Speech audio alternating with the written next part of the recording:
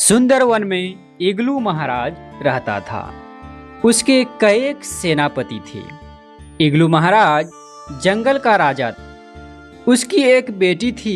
इग्लू अपनी बेटी से बहुत प्यार करता था।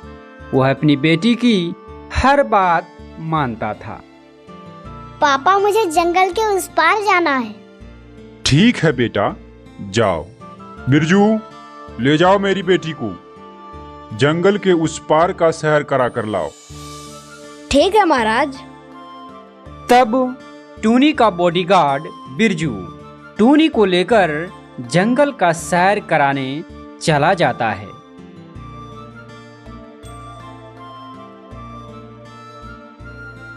कितना प्यारा जगह है ना बिरजू? जी मालकिन। वह पेड़ कितना सुंदर है। चलो उस पेड़ के पास चलते हैं।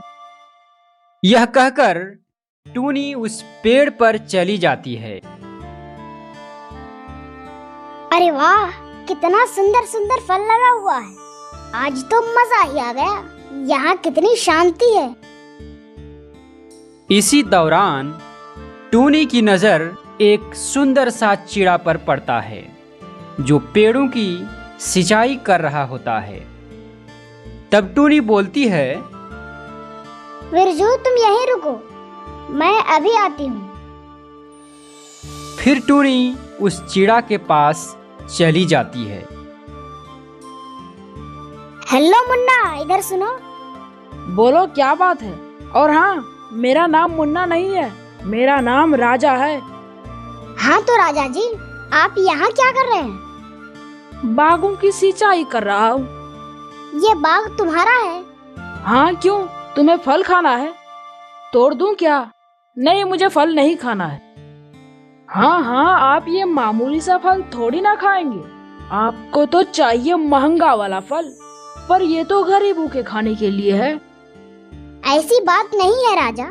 अच्छा, तुम कहाँ रहते हो? यही पास ही में रहता हूँ। यही पास ही में मेरा घर है। क्या मेरा गरीब खाना जाओगी? हाँ, चलो ना।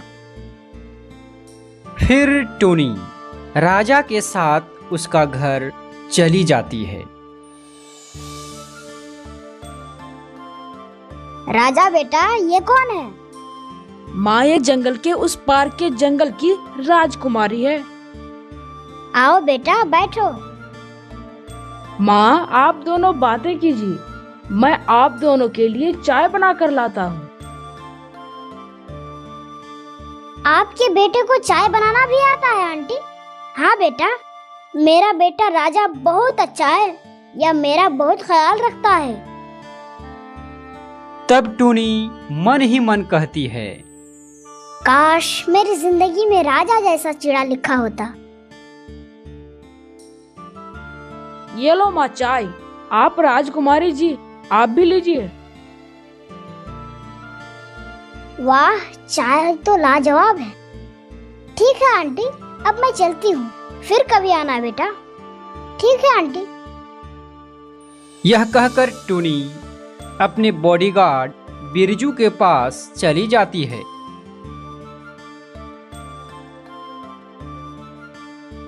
चलो बिरजू, घर चलो।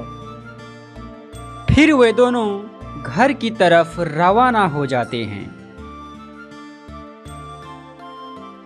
आ गई बेटा, कैसा लगा वहाँ का जंगल, बागीचा वगैरह वगैरह? बहुत अच्छा लगा पिताजी। आप इजाजत दो तो मैं रोज वहाँ जाऊँ, घूमूं फिरूं और मस्ती करूं। इग्लू अपनी बेटी से बहुत प्यार करता था। वह अपनी बेटी की हर जिद पूरा करता था। चली जाना बेटी, पर हाँ, अकेली मत जाना।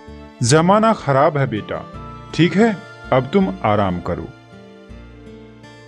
सेनापति, चलो शिकार करने जंगल में चलते हैं। इग्लू महाराज और उसके सेनापति शिकार करने जंगल चला जाता है। जंगल में इग्लू को देखकर सारी पक्षियां डर से अपने अपने घोंसले में दुबक जाती है। वहाँ देखिए महाराज, घोंसले में ढेर सारे अंडे हैं। चलो, सारा अंडा खा लेता हूँ। फिर इग्लू सारा अंडा खा लेता है। और फिर वापस घर चला जाता है। फिर शाम हो जाती है। सुबह होने पर फिर टूनी राजा से मिलने चली जाती है। कुछ दूर जाने पर टूनी एक पेड़ पर बैठ जाती है और उसके बॉडीगार्ड से कहती है, बिरजू तुम यहीं रुको, जब तक मैं ना आ जाऊं कहीं मत जाना, ठीक है? ठीक है छोटी मालकिन। तब टूनी वहां से अकेली राजा से मिलने चली जाती है। क्या हाल है राजा, सब मजे में तो है ना? हाँ, सब एकदम ठीक ठाक चल रहा है। बताओ कैसे आना हुआ? तुमसे मिलने का मन किया तो आ गई, बस। फिर टूनी और राजा बहुत बातचीत करते हैं, मस्ती करते हैं, इधर उधर उड़ते हैं, दुबकते हैं। अच्छा राजा, अब मैं चलती हूँ, विरजू मेरा इंतजार कर रहा होगा। विरजू? ये विरजू कौन है और ये तुम्हारा इंतजार क्यों कर रहा है? विरजू वो मेरा बॉडीगार्ड है। जानते हो, पापा मुझे अकेले कहीं भी नहीं जाने देता। क्यों, उन्हें तुम पर विश्वास नहीं है क्या? ऐसी बात नहीं है राजा, दरअसल मैं अपने माँ बाप का इकलौती संतान हूँ। मुझे कहीं कुछ हो ना जाए, इसलिए मेरे पापा ने मेरे लिए बॉडीगार्ड रखा है। तब राजा मन ही मन कहता है, अरे बाप रे, इसका परिवार तो खतरनाक लगता है। तो तुमने उसे साथ में क्यों नहीं लाया? तब टूनी मन ही मन बोलती है, अब इस बुद्धू को कैसे बताऊं कि ये दिल का मामला है। दरअसल बात यह है कि उसे बहुत भूख लगी, इसीलिए वह रास्ते ही में दाना चुगने लगा। तुमसे एक बात पूछने आई थी। बताओ ना, क्या बात है? मुझे तुमसे। क्या बात है, बोलो टूनी। फिर कभी बताऊंगी। यह कहकर टूनी वहां से उड़ जाती है। अजीब चिड़िया है ये यार, पता नहीं क्या कहने वाली थी। चलो विरजू, घर चलते हैं। फिर टूनी बिरजू के साथ घर चली जाती है। रात को टूनी राजा के बारे में सोचती रहती है। सुबह होने पर टूनी अपने पिता से कहती है, पिताजी, आज मैं अपनी सहेली मोनी के घर जाना चाहती हूँ, और हाँ, मैं अकेली चली जाऊंगी। तब इग्लू महाराज मन ही मन बोलता है, आज इसका मिजाज बदला बदला सा लग रहा है। ठीक है, जाओ, लेकिन अपना ख्याल रखना बेटा। ठीक है पापा। यह कहकर टूनी अपने राजा से मिलने चली जाती है। बिरजू, जाओ और देखो कि टूनी कहाँ जा रही है। पर हाँ, तुम उसे नजर नहीं आना चाहिए, नहीं तो उसे शक हो जाएगा। ठीक है महाराज। यह कहकर बिरजू टूनी की जासूसी करने चला जाता है। जब टूनी अपने राजा से बात कर रही होती है तो बिरजू एक पेड़ के पीछे छिपकर उनकी सारी बातें सुनते हुए वीडियो कर लेता है। देखो राजा, मैं तुम्हारे बगैर नहीं जी पाऊंगी। देखो टूनी, समझने की कोशिश करो। मैं गरीब हूँ और तुम इतना अमीर। तुम्हारे घर वालों को हमारा रिश्ता मंजूर नहीं होगा। उसका टेंशन तुम छोड़ो ना यार। पहले बोलो, तुम मुझसे प्यार करते हो या नहीं? करता हूँ, बहुत करता हूँ, पर बस, अब आगे मुझे कुछ नहीं सुनना। मैं पापा से बात करूंगी, अगर मान गए तो ठीक, वरना वरना क्या करोगी टूनी? हम भाग जाएंगे। ये दुनिया बहुत बड़ी है, कहीं भी रह लूंगी। ठीक है राजा, मैं चलती हूँ। ठीक है, जाओ। आई लव यू राजा। फिर टूनी अपना घर चली जाती है। टूनी का बॉडीगार्ड भी घर चला जाता है। आ गई बेटा। हाँ पापा। पापा, मैं थक गई हूँ, अब मुझे आराम करना है। फिर टूनी सोने के लिए चली जाती है। कुछ देर के बाद इग्लू महाराज बिरजू से कहता है, बिरजू, बताओ टूनी कहाँ गई थी? मैं क्या बताऊंगा, आप खुद ही देख लीजिए। तब बिरजू ने जो वीडियो किया था वह वीडियो इग्लू महाराज के सामने चालू कर देता है। फिर इग्लू महाराज बोलता है, बिरजू जाओ, जाकर राजा को पकड़ कर लाओ। फिर बिरजू अपने साथियों के साथ जाकर राजा को पकड़ लाता है। गलत समय पर तुमने गलत काम कर बैठा है राजा। तुम्हारी औकात क्या है?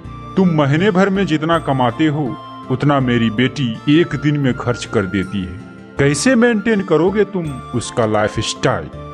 आप उसके लिए क्यों टेंशन ले रहे हैं ससुर जी? आप सिर्फ शादी करवाइए। शादी और तुमसे तो मैं अपनी नौकरानी की भी शादी नहीं करवाऊंगा। मारो इसे, मार मार कर इसका होश ठिकाने लगा दो। रुक जाओ, अगर किसी ने राजा को चोट पहुंचाने की कोशिश की तो मैं उसकी जान ले लूंगी। पापा, मैं राजा से प्यार करती हूँ और राजा से ही शादी करूंगी, और अच्छा होगा कि कोई हमारे बीच दीवार न बने। पापा, आपको जो कहना है मुझे कहिए, और सजा देना है जो भी वो मुझे दे दीजिए, और राजा को जाने दीजिए, वरना मैं अपनी जान दे दूंगी। बिरजू, छोड़ दो राजा को। इग्लू महाराज के कहने पर राजा को बाइज्जत रिहा कर दिया जाता है। दूसरे दिन इग्लू महाराज अपने सिपाहियों और मंत्रियों के साथ बैठक करता है। मंत्रियों, आज हम ऐसे मोड़ पर आ गए हैं जहां से आगे बढ़ें तो भी डर लगता है, पीछे हटें तो भी डर लगता है। देखिए महाराज, आज जमाना बदल गया है। टूनी अभी जवान हो गई है। वह अपनी जिंदगी का फैसला खुद कर सकती है, अच्छा बुरा का फर्क जानती है। इसीलिए मेरी राय यह है कि उसकी शादी राजा से ही कर देनी चाहिए। जी महाराज, मेरी भी यही राय है। राजा बहुत अच्छा चिड़ा है। मेरी भी यही राय है महाराज। तब इग्लू महाराज बोलता है, जब आप सबकी यही राय है तो ठीक है, टूनी बिटिया का दूल्हा राजा ही बनेगा। हम लोग कल राजा का घर जाएंगे टूनी बिटिया की शादी की बात करने। दूसरे दिन इग्लू राजा का घर जाता है। आइए महाराज जी, बैठिए ना। फिर राजा की माँ मेहमानों को नाश्ता लगा देती है। नाश्ता करके इग्लू बोलता है, बहन जी, दरअसल बात यह है कि मैं अपनी बेटी टूनी को आपकी बहू बनाना चाहता हूँ। अगर आपको कोई एतराज ना हो तो हम शादी की तारीख पक्की कर लें। मुझे कोई एतराज नहीं है महाराज। इस तरह दोनों की सहमति से शादी का डेट फिक्स हो जाता है और टूनी और राजा का प्यार कामयाब हो जाता है। दोस्तों, वीडियो अच्छा लगा हो तो वीडियो को लाइक कर दीजिए और इसी तरह की इंटरेस्टिंग स्टोरी के लिए हमारे चैनल को सब्सक्राइब जरूर कीजिएगा।